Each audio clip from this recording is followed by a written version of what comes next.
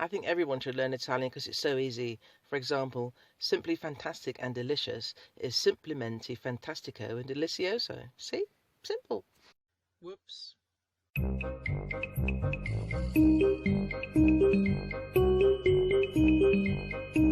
Well, here we are in Palermo, Camp Olympia, just outside the city.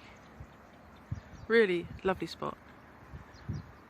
And the site is halfway up a hill, so it's all terraced. You can choose where you go. So we've plonked ourselves where we think is going to have the nicest view, and then our friend's going to stay in the mobile home up the hill. So pretty well sorted here, I think. Lovely owner, Maria, doesn't speak a word of English, so I was very glad I had a bit of Italian. I believe they're going to be hot showers and everything that we want. Supermarket 5 minutes away, a really good restaurant apparently, walking distance down the hill that we're going to tonight, and train station close by where they will drop you off to catch the train to Palermo. So once again, we're all sorted. Well, I just had my shower, which was actually brilliant, which is such a bonus because Martin who's my shower man, he goes first and checks it out and comes back and tells me what to expect. He told me it was really disappointing, it was lukewarm and totally functional shower, and I nearly didn't have one because I didn't fancy getting cold, but we had a token and I didn't want to just wimp out.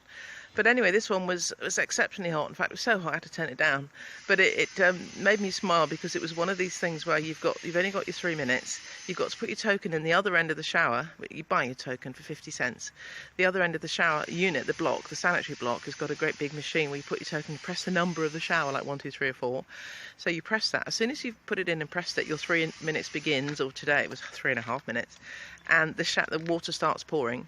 So you run back, and the little room that you've got to go into is completely filled with just the water pouring. There's nowhere to get undressed. So because you know this is going to happen, what you've done beforehand, and you have to do this a few times to check it out, it's really quite a journey. Beforehand, you get undressed, put your towel around you, put all the clothes outside on something, or just on your shoes outside.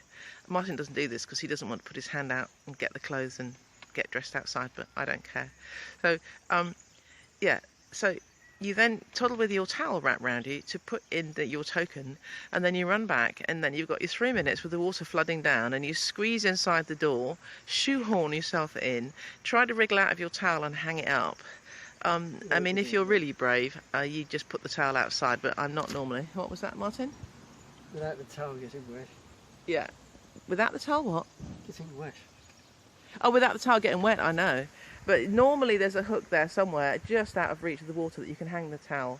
So you have your shower. Now, the shower itself is often a whole different ballgame. The place we were at, the place before last, it was so funny. It was literally like a bucket emptying, just in one spot. It wasn't like spread out like a really nice high pressure shower. It was just in one spot, funneled, like really high pressure. It was so funny. So you stood there like a just bucket poured over you. And they were very nice because when the 3 minutes was going to end, it would pulse. The water would pulse, and then the water would suddenly end. So anyway, so once your 3 minutes is up, you've obviously got to make sure that you've got all the shampoo out your hair and all that malarkey. You then try and dance around and get dry on a soaking wet ground. And I've been looking unsuccessfully for a little bath mat to carry with me, and I just haven't found one that I can lay down.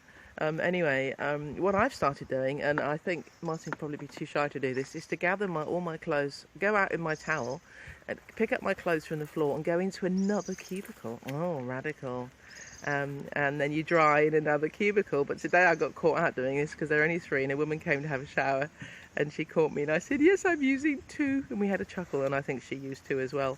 So then you'll try and you know, get dressed in there. But even then it's challenging because there's never anything to sit on or to hold on to. So you've got to sort of balance, and you know, I finally got Martin to wear Crocs because he would insist on wearing his lace-up shoes.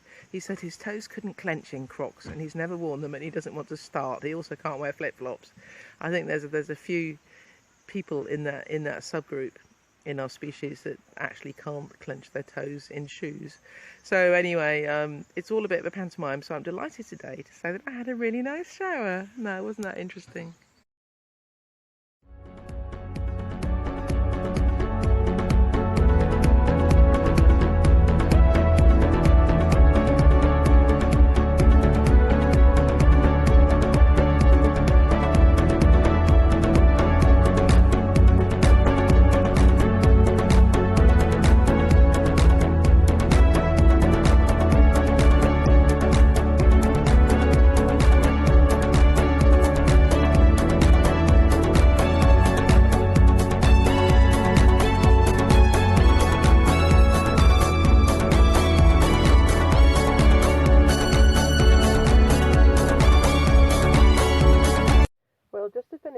video with a few vegan things to make it worthy of its name, Vegan on Wheels. I'm going to finish with a fact and a new vegan discovery. The discovery, and I've talked about it before, is this vegan cream. You can make a lovely, I keep forgetting the name, carbonara sauce with this lovely vegan cream. You fry it with your onions, garlic, mushrooms, anything else you want in it. I put leeks, and then you take it off the heat, stir in the cream. Lovely carbonara sauce. You can stir it in your spinach at the end. It's great. So that's a real good discovery for me. And you make a lovely pasta. And of course, we've been getting our lovely homemade pastas here from the shops, but I did make them once, and it's not that hard at all. I shall return to that at some point, making my own homemade pasta.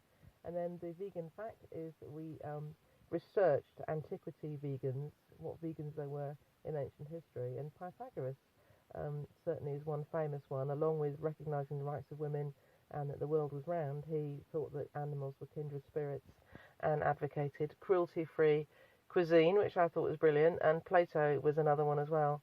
So there you go, there's lots of precedents for this wonderful lifestyle. So that's it now. We're at Villa Romana, where we're going to see the apparently one of the most well-preserved, beautiful, clear, bright Roman mosaics in the world. So that's going to be great, and that's for the next video. So have a great day. Bye.